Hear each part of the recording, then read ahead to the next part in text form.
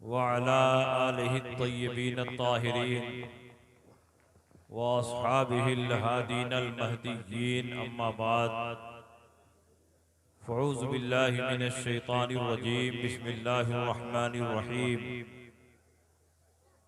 ला तजिदु कौमन युमिनून बिल्लाहि वल यौमिल आखिर युवाद्दून मन हाद्दल्लाह व रसूलहु वलौ कानू आबाअहुम औ अबनाअहुम औ इख्वानहुम औ अशीरतहुम उलाइका कतब फी क़ुलूबिहिमुल ईमान व अय्यदहुम बिरूहिम मिन आमन्तु बिल्लाहि सदक़ल्लाहु मौलानल अज़ीम व सदक़ रसूलुहुन नबियुल अमीनुल मकीनुल करीम व नहनु अला ज़ालिका लमिनश शाहिदीन व शाकिरीन वल्हम्दुलिल्लाहि रब्बिल आलमीन। कुछ कहने और सुनने से पेशतर आइए हम और आप मिलजुल कर इंतहाई खुलूस व मोहब्बत और एहतराम व अक़ीदत के साथ गुंबद खजरा में आराम फरमाने वाले आका व मौला मदनी ताजदार दोनों आलम के मालिक व मुख्तार सय्यद अबरार व अखियार हुजूर नबी अकरम नूर मुजस्सम सल्लल्लाहु ताला अलैहि वसल्लम की बारगाह में झूम झूम कर दुरूद शरीफ का नजराना पेश करें और पढ़ें अल्लाहुम्मा सल्लि अला सय्यदिना व शफीना व हबीबिना व मौलाना मुहम्मद व बारिक व सल्लिम सलातम व सलामन अलैका या रसूल अल्लाह सल्लल्लाहु ताला अलैहि वसल्लम। हज़रात, आज का ये अज़ीमुश्शान प्रोग्राम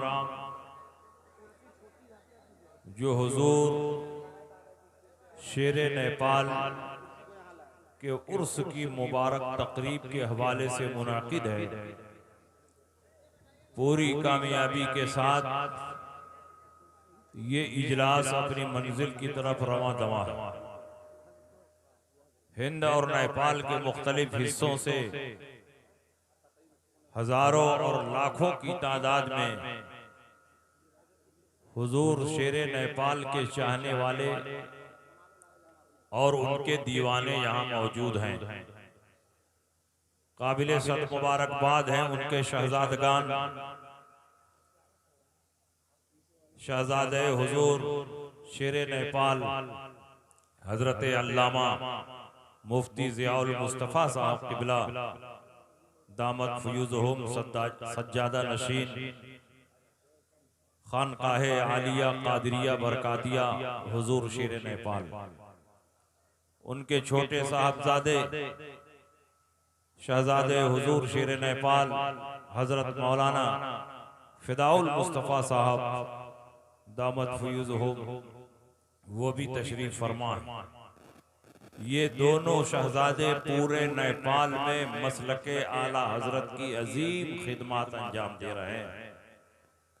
ये इदारा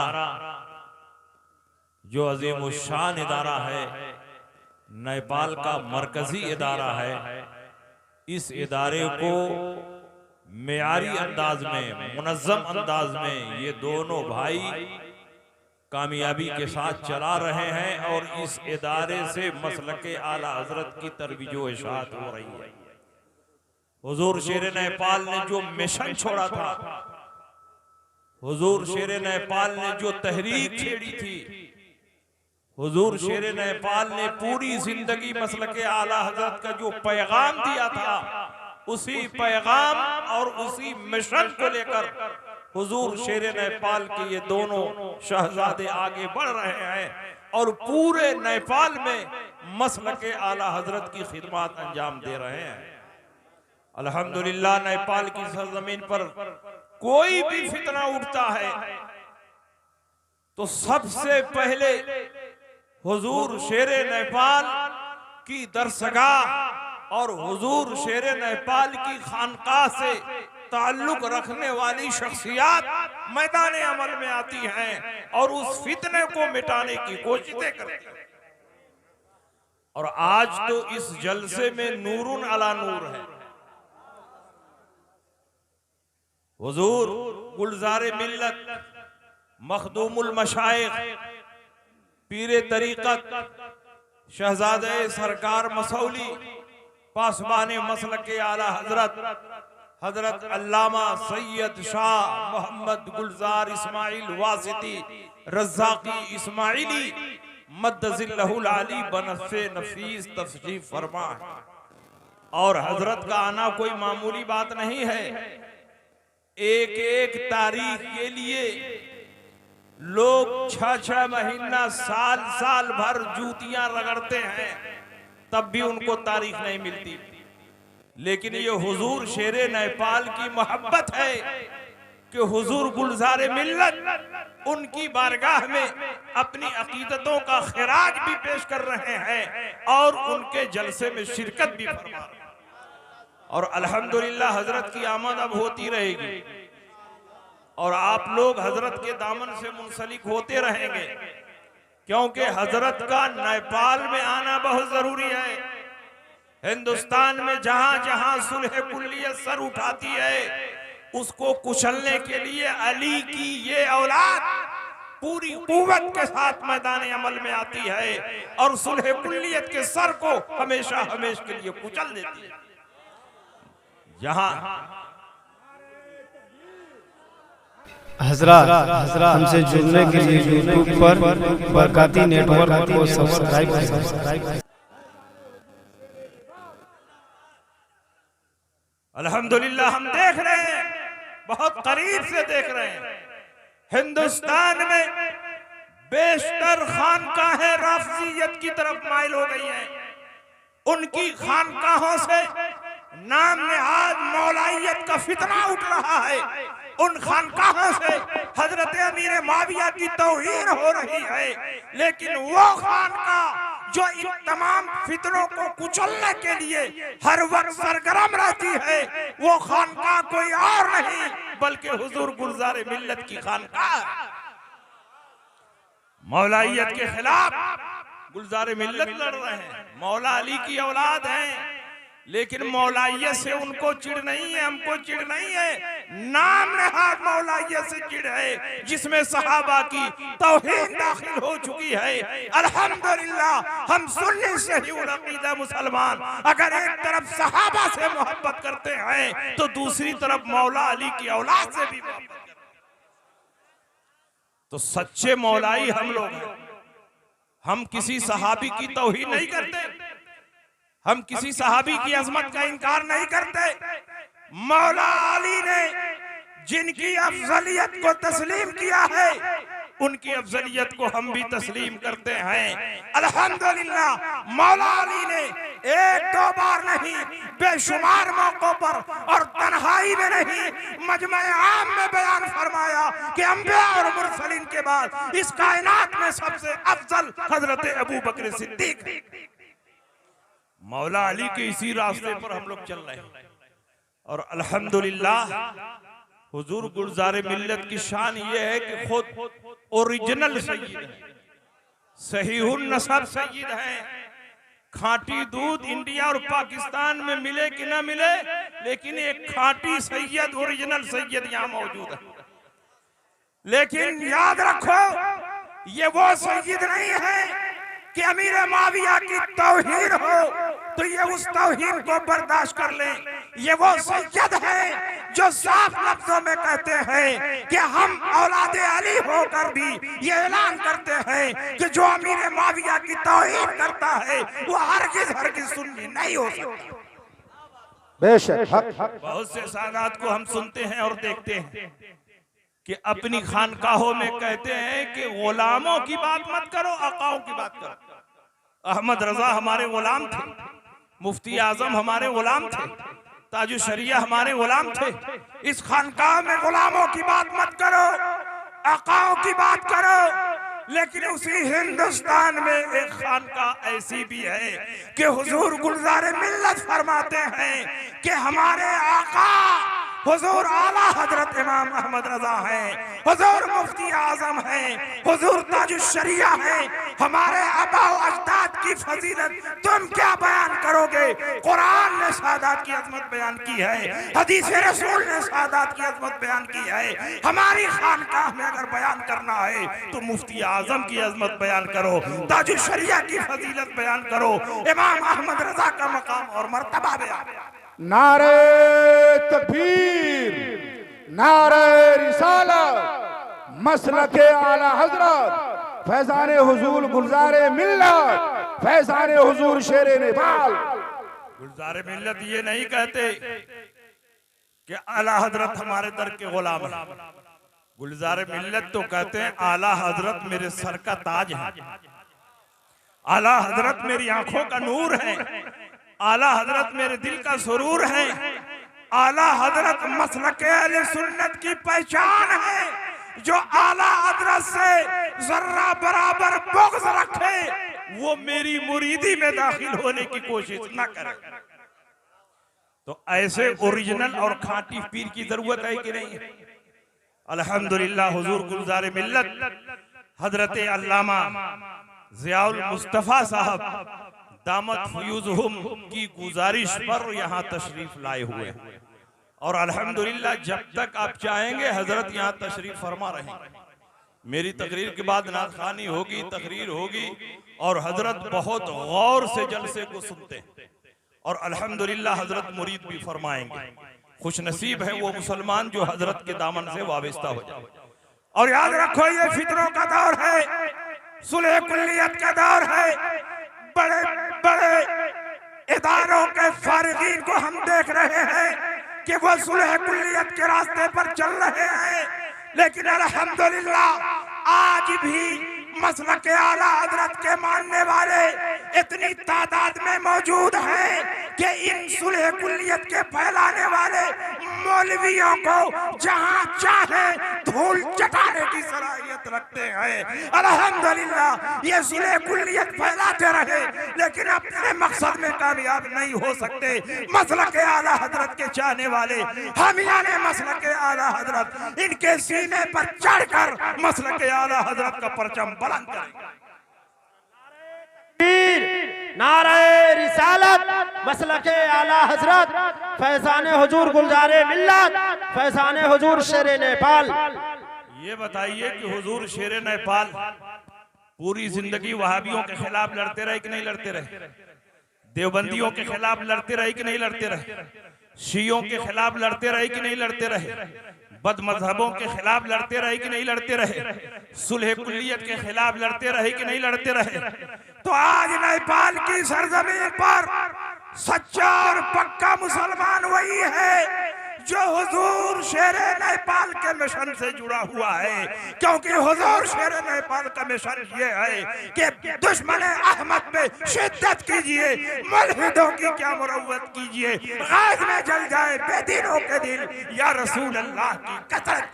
वाह सुभान अल्लाह, सुभान अल्लाह, सुभान अल्लाह। माशाअल्लाह। आप पूरी मजबूती के साथ हुजूर शेरे नेपाल के मिशन पर कायम रहें, उसको मजबूती दें, उसको आगे बढ़ाएं।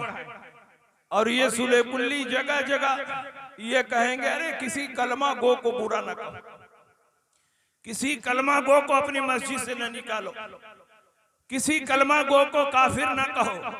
आखिर वो भी तो नमाज पढ़ते हैं, वो भी तो रोजा रखते हैं, वो भी तो हज करते हैं।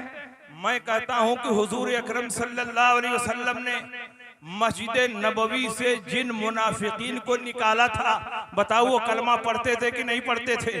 नमाज पढ़ते थे कि नहीं पढ़ते थे? और नमाज किसी छोटे मोटे इमाम के पीछे नहीं पढ़ते थे, इमामुल अंबिया के पीछे पढ़ते थे, जिन्होंने मेराज की रात सारे नबियों की इमामत की थी, उनके पीछे नमाज पढ़ते थे। लेकिन उनके दिल में रसूलुल्लाह की सच्ची मोहब्बत नहीं थी, वो नबी के दुश्मनों से साजबाज करते थे। इसलिए अल्लाह ने वही के जरिए रसूलुल्लाह को मुत्तला फरमा दिया और रसूल पाक ने जुमा की नमाज से पहले खुतबा देते हुए एक एक मुनाफिक को अपनी मस्जिद से बाहर कर पता चला कि उस वक्त नारे रिसालत मसलके आला हजरत फैजान हुजूर गुलजार मिल्लत फैजान हुजूर शेर नेपाल सिराजुल फुकहा हजरत अल्लाह मौलाना मुफ्ती शमशाद साहब क़िबला। पता चला कि कलमा पढ़ना उस वक्त तक मुफीद नहीं जब तक उसके दिल में रसूल पाक की सच्ची मोहब्बत न हो। कलमा पढ़ना उस वक्त तक मुफीद नहीं जब तक तमाम जरूरियात दीन को तस्लीम न कर ले। वहाबी भी कलमा पढ़ते हैं, देवबंदी भी कलमा पढ़ते हैं, नेचरी भी कलमा पढ़ते हैं, कादियानी भी कलमा पढ़ते हैं, शमानियाजी भी कलमा पढ़ते हैं, मगर उसी के साथ ये जरूरियात दीन का इनकार भी करते हैं। जो कलमा पढ़े और जरूरियात दीन में से किसी अमरे जरूरी का इनकार करे वो हरगिज मुसलमान नहीं है। और आज से 1450 साल पहले हजरत सिद्दीक़ अकबर ने इसी मसलक को दुनिया के सामने पेश किया था और 1400 साल के बाद दुनिया ने उसी को मसलक आला हजरत के नाम से जाना और पहचाना। जब अल्लाह के नबी का विसाल हुआ कुछ लोग ज़कात के मुनकिर हो गए, ज़कात की फर्जियत का इनकार कर बैठे। हजरत सिद्दीक़ अकबर ने फरमाया जो नमाज और ज़कात में फर्क करे मैं उससे जिहाद करूंगा।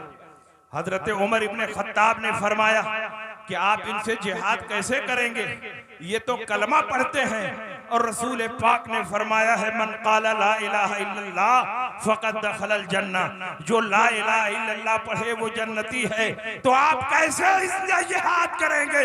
हजरत सिद्दीक़ अकबर ने फरमाया, रसूल पाक ने ये भी फरमाया है मन क़ाला ला इलाहा इल्लल्लाह फ़क़द असमा मिन्नी मालहु व दिमाअहु इल्ला बिहक़्क़िल इस्लाम। जिसने ला इलाहा इल्लल्लाह पढ़ लिया उसने अपनी जान महफूज कर ली, अपना माल महफूज कर लिया, इल्ला बिहक़्क़िल इस्लाम। लेकिन जहां हक़ इस्लाम आएगा वहां जान भी ली जाएगी और माल भी लिया जाएगा। ज़कात हक़ इस्लाम है, जो ज़कात की फर्जियत का इनकार करे उसकी जान भी ली जाएगी और उसका माल भी लिया। बताओ मुनकिरीने ज़कात कलमा पढ़ते थे कि नहीं पढ़ते थे? नमाजें पढ़ते थे कि नहीं पढ़ते थे? रोजा रखते थे कि नहीं रखते थे?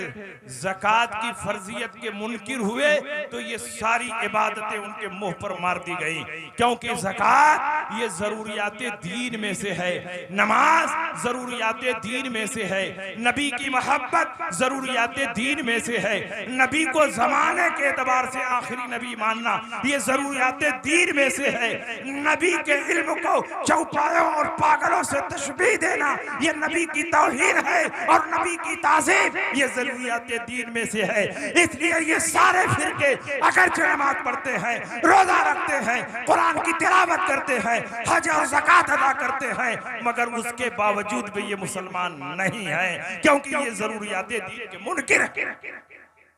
और याद रखो जो बदमज़हबों से लड़ता है उसकी इज्जत कम नहीं होती, अल्लाह ताला उसकी इज्जत बढ़ा देता है। हुजूर शेर नेपाल पूरी जिंदगी बदमज़हबों से लड़ते रहे, उनके खिलाफ फतवे देते रहे, उनके खिलाफ तहरीरें लिखते रहे। अल्लाह ने उनकी इज्जत में कोई कमी नहीं की। जब से हुजूर शेर नेपाल इस दुनिया से गए तो लाखों लाख का मजमा उनकी नमाज जनाजा में हाजिर था। ये इस बात की दलील है कि हुजूर शेर नेपाल ने रसूलुल्लाह के दुश्मनों से मुकाबला करके रसूलुल्लाह को राजी कर लिया है, अल्लाह को राजी कर लिया। नारे तकबीर, नारे रिसालत, मसलके आला हजरत फैजान हुजूर गुलजार मिल्लत फैजान हुजूर शेर नेपाल हजरत मुफ्ती शमशाद साहब क़िबला। आज बहुत से मौलवियों को देखा जाता है बदमज़हबों के खिलाफ उनकी जबान नहीं खुलती, सुलह कुल्लियों के खिलाफ वो तकरीर में कुछ नहीं बोलते। वहाबियों देवबंदियों की मजलिसे निकाह में पहुंचकर निकाह भी पढ़ा देते हैं और उसके बाद दुनिया भर की तावीलें करते हैं।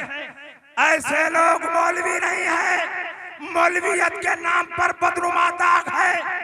ऐसे लोग शैतान के एजेंट और दलाल है, मसलके आला हजरत के तर्जमान नहीं है। जो वहाबियों से मेल जोल रखे वो हमारा कायद नहीं हो सकता। जो वहाबियों की मजलिस में पहुंचकर उनका निकाह पढ़ाए वो हमारा काजी नहीं हो सकता।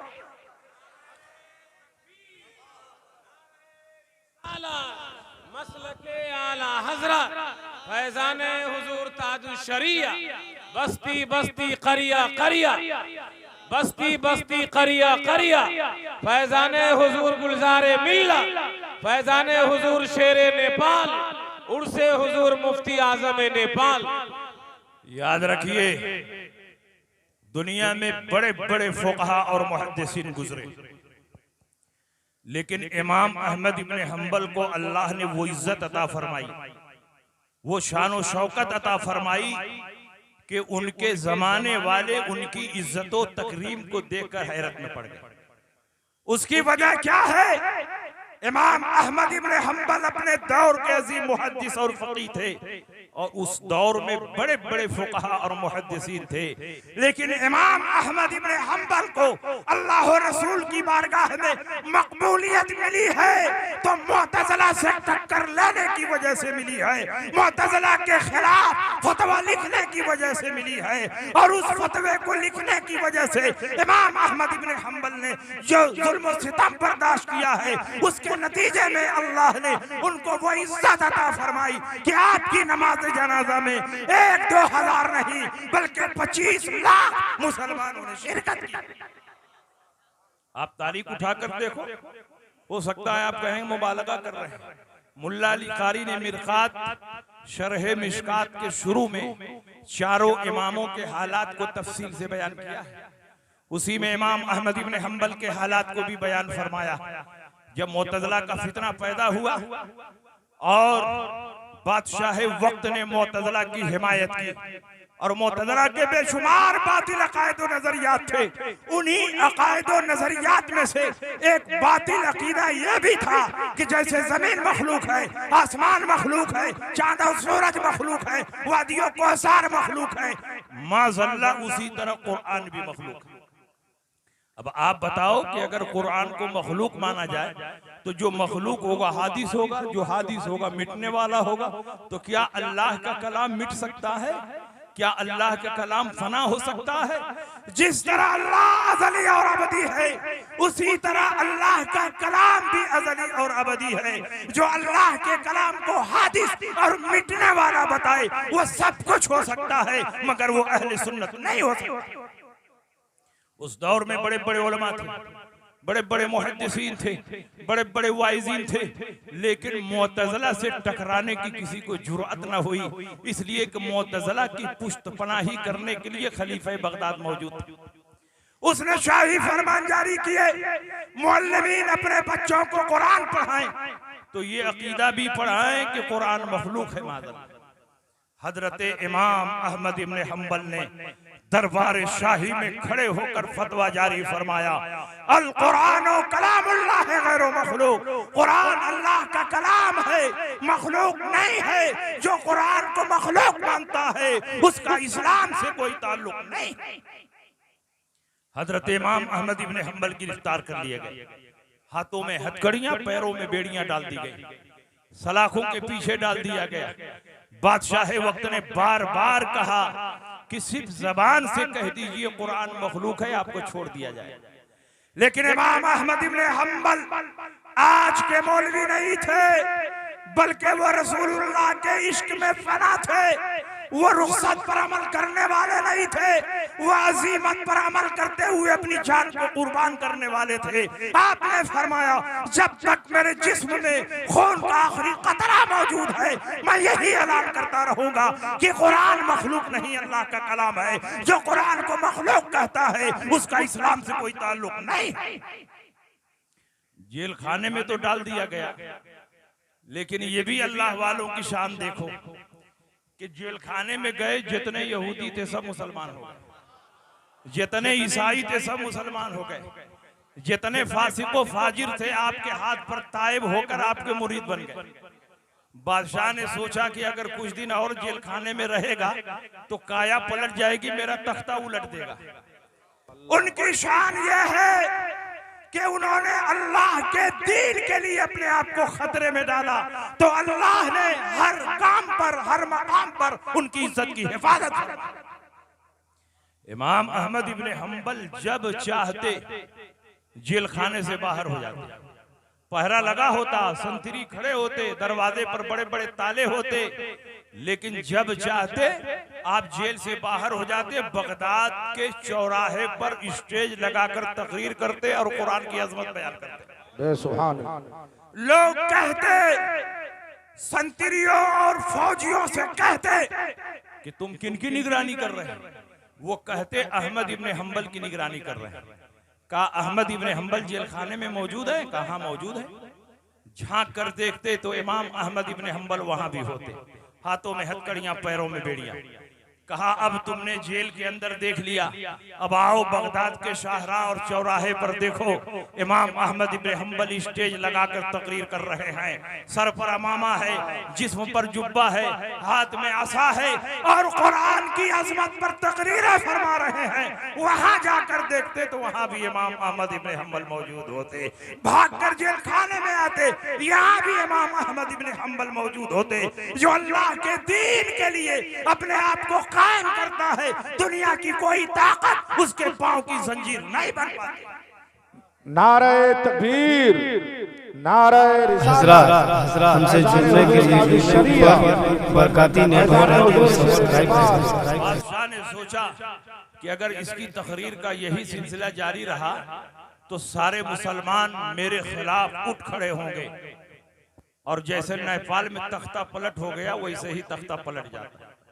कहा जल्दी से इसको दरबार में बुलाओ, सुतून में बांधो और एक बार पूछ लो कि कुरान को मखलूक कहता है कि नहीं कहता है। अगर नहीं कहता है तो उसकी पुश्त पर इतने कोड़े बरसाओ कि उसकी रूह कफसे उनसुरी से परवान कर जाए। आपको सुतून के साथ बांध दिया गया, आपका कुर्ता निकाल दिया गया, आपके जिस्म पर सिर्फ पैजामा है और आपके पेट को सुतून के साथ लगाकर बांध दिया गया। जल्लाद को हुक्म हुआ कि इनकी पुश्त पर उस वक्त तक कोड़े बरसाओ जब तक इनकी रूह कफसे उनसुरी से परवाज न कर जाए। बादशाह ने कहा अहमद इब्ने हंबल अभी भी वक्त है, सिर्फ जबान ही से कह दो कुरान मखलूक है। अगर किसी की जान जा रही हो तो जबान से कलमे कुफ्र भी बोलने की इजाजत है। दिल ईमान पर मुतमईन होना चाहिए। इल्ला मन उकरिहा व क़ल्बुहु मुतमइन्नुन बिल ईमान। ये हालत इस्तरार है। कलमे कुफ्र बोल देने से आदमी काफिर नहीं हो जाएगा, उसकी जान बच जाएगी। शरीयत इसकी इजाजत देती है, शरीयत इसकी रुखसत देती है, लेकिन रुखसत पर अमल करना मौलवियों का काम है और अजीमत पर अमल करना इमाम अहमद इब्ने हंबल का काम।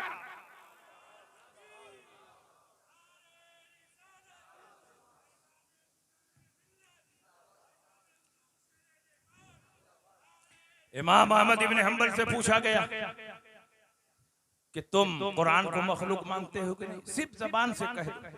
आपने फरमाया जब तक मेरी सांस चलती रहेगी, जब तक मेरे जिस्म में खून का आखिरी कतरा मौजूद है, मैं यही ऐलान करता रहूंगा, अल कुरान कलामुल्लाह गैर मखलूक। कुरान अल्लाह का कलाम है, मखलूक नहीं है। जो कुरान को मखलूक कहता है उसका ईमान और इस्लाम से कोई ताल्लुक नहीं। इमाम अहमद इब्ने हंबल के पुश्त पर कोड़े बरसाए जाने लगे। जल्लाद ने पहला कोड़ा मारा, आपने फरमाया बिस्मिल्लाहिर्रहमानिर्रहीम।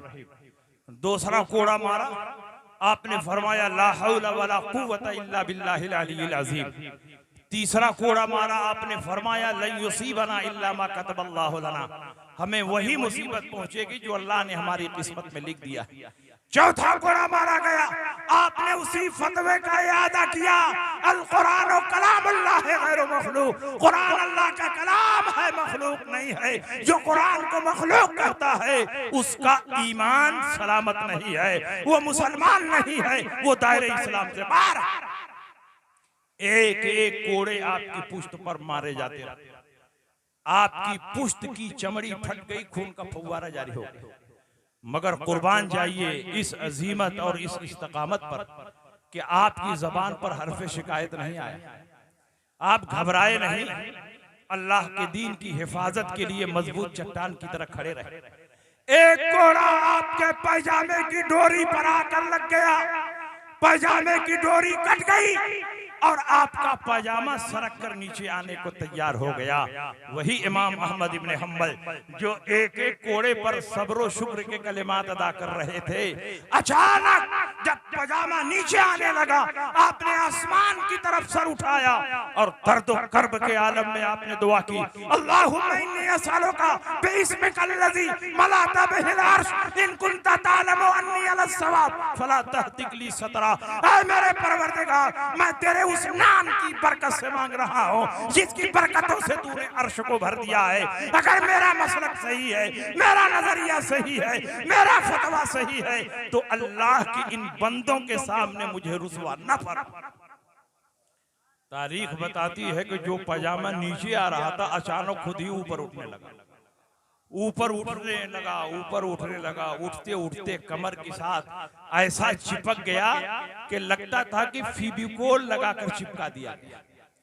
और जब तक आप बहयात रहे पाजामा आपके जिस्म पर महफूज रहा। इससे ये नतीजा निकला कि जो अल्लाह के दीन की हिफाजत करता है, परवरदिगार आलम उसकी इज्जत की हिफाजत करता है। हुजूर शेर नेपाल ने पूरी जिंदगी अल्लाह के दीन की हिफाजत की, मसलक आला हज़रत की इशाअत की। इसलिए अल्लाह ने हर माहौल में और हर मैदान में हुजूर शेर नेपाल को कामयाब किया। इमाम अहमद इब्ने हम्बल का इंतकाल हो गया 240 हिजरी। और उस दौर में टेलीफोन नहीं था, टेलीविजन नहीं था, अखबार और रसायल नहीं थे, मोबाइल नहीं थे, जदीद ज़राए इब्लाग नहीं थे। मगर मुअर्रिखीन ने लिखा है कि आपकी नमाज़े जनाजा की खबर और आपकी मौत की खबर जंगल की आग की तरह हर तरफ फैल गई। पूरे बगदाद में इंसानों का सैलाब नजर आ रहा है, हर तरफ से लोग भागे चले आ रहे हैं। कोई घोड़ों पर सवार होकर, कोई खच्चर पर सवार होकर, कोई ऊंटों पर सवार होकर, कोई पापयादा आ रहा है। दीवाना वार आपकी नमाज जनाजा में शिरकत के लिए लोग चले आ रहे हैं। और कितने लोगों ने आपकी नमाज जनाजा में शिरकत की? मुल्ला अली कारी ने मिरकात शरह मिशकात में लिखा है, क़ाल अबू ज़ुरअ इन्नल मुतवक्किल अमर अन युमसह अल मौज़उल लज़ी क़ामन नासु फ़ीहि लिस्सलाति अलैहि फ़बलग़ मक़ामा अल्फ़िन व ख़म्समिअति अल्फ़। आपके इंतकाल के बाद जब मुतवक्किल बादशाह ने पूरे मैदान की पैमाइश का ऑर्डर जारी किया तो पता चला आपकी नमाज जनाजा में 25 लाख मुसलमानों ने शिरकत की। नारे तकबीर, नारे रिसालत, हुजूर शमसुल फुक़हा फैज़ाने हुजूर शेरे नेपाल आमदे सरकारे मसौली। ये तो मैदान में जो जमा हुए उनकी तादाद, जो दरियाए दजला में कश्तियों में खड़े होकर नमाज पढ़ रहे थे उनकी तादाद 60,000। खतीब बगदादी ने तारीख बगदाद में लिखा है, जो औरतें जुलूसे जनाजा का मंजर देखने के लिए अपने अपने घरों से निकलकर एक बड़े मैदान में जमा हो गई थी, उनकी तादाद 65,000। और आपकी नमाजे जनाजा का मंजर देखकर 20,000 काफिरों ने इस्लाम का कलमा पढ़ा। वो असलमा यौम वफातिही 20 अल्फ मिनल कुफार, 20,000 काफिरों ने इस्लाम का कलमा पढ़ लिया। आज तबलीगी जमात वाले नगर नगर डगर डगर लोटा थरिया बदना मुसल्ला तस्बीह लेकर घूम रहे हैं। एक भी काफिर को मुसलमान नहीं बना पाते, बल्कि जो खुश अकीदा मुसलमान नमाज रोजे के नाम पर इनके जिले में 40 दिन के लिए चला जाता है। जा रहा था, लोगों ने पूछा कहाँ जा रहे हो? नमाज सीखने जा रहे हैं, दीन सीखने जा रहे हैं, रोजा के मसाइल सीखने जा रहे हैं। और वापिस आया तो क्या बता रहा है? शबे बारात का हलवा नाजायज है, 12वीं का खिचड़ा नाजायज है। इसका मतलब ये हुआ कि ये तबलीगी जमात वाले नमाज रोजा के नाम पर वहाबियत को फैलाने की कोशिशें कर रहे हैं। नमाज रोजा एक बहाना है और सुन्नियों के ईमान पर डाका डालना ये इनका निशाना है। लेकिन इमाम अहमद इब्ने हम्बल अकेला जा रहे हैं और 20,000 काफिरों को इस्लाम का कलमा पढ़ा कर जा रहे हैं। आप जरा बताइए किस शान से हमारा इमाम दुनिया से जा रहा है, किस तरह इमाम अहमद इब्ने हम्बल इस दुनिया से जा रहे हैं। अल्लाह रब्बुल इज्जत ने ये इज्जत और अजमत उनको क्यों अता फरमाई?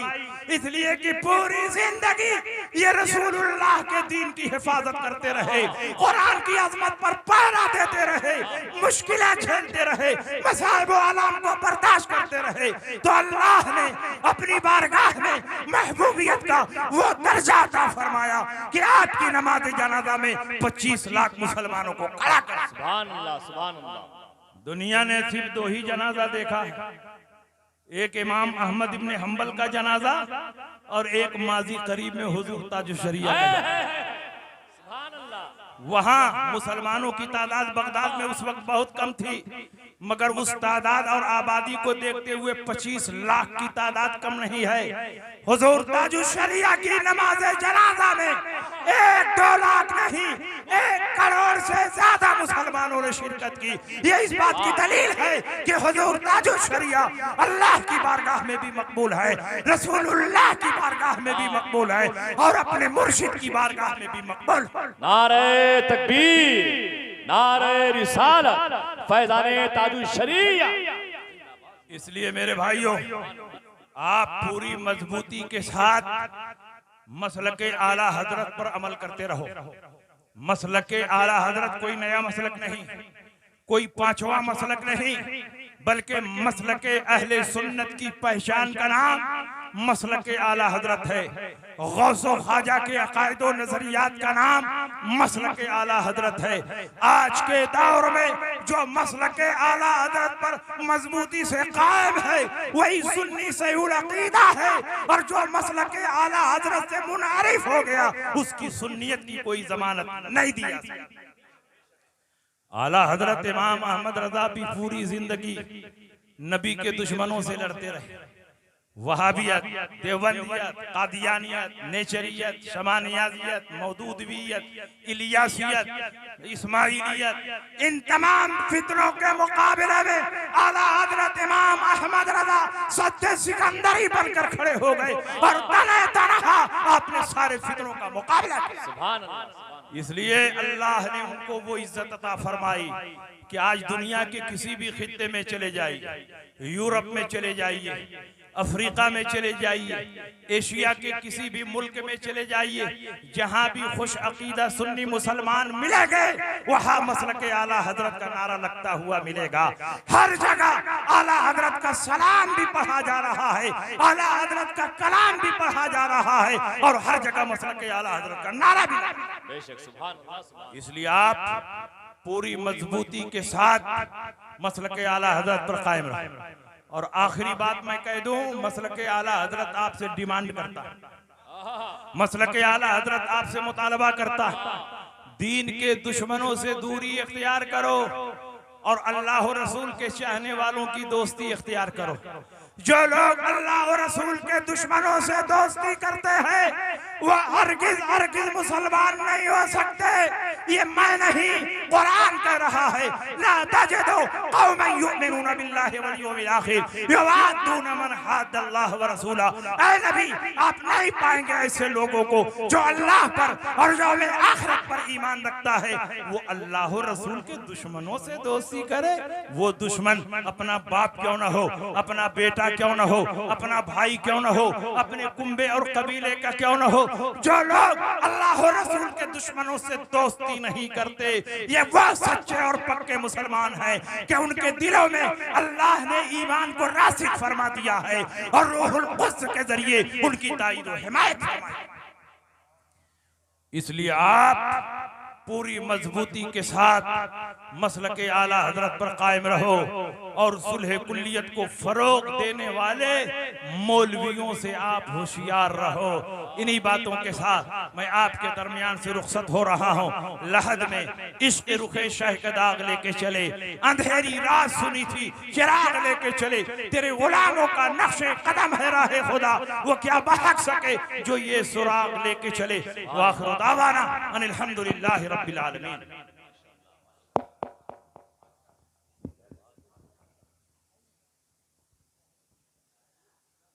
आस्ताना हुजूर का देखो,